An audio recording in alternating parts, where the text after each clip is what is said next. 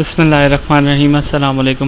کیا آپ جانتے ہیں کہ شیطان کا گھر کہاں ہے، اس کی خوراک کیا ہے اور اس کا مؤذن کون ہے؟ معتبر حدیث میں روایت ہوئی ہے کہ رسول خدا صلی اللہ علیہ وسلم نے فرمایا، پہلا گناہ کرنے والا شیطان تھا۔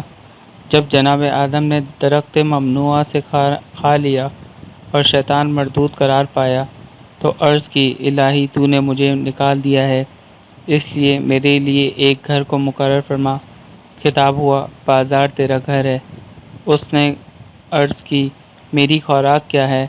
خطاب ہوا، ہر وہ چیز جس میں میرا نام نہ لیا جائے۔ عرض ہوئی، مجھے پینے کا پانی بھی چاہیے۔ خدا نے کہا، ہر مس کرنے والی چیز تیرا پانی ہے۔ اس نے کہا، میرا مؤذن کیا ہے؟ خدا نے فرمایا، ساز و موسیقی کی آوازیں۔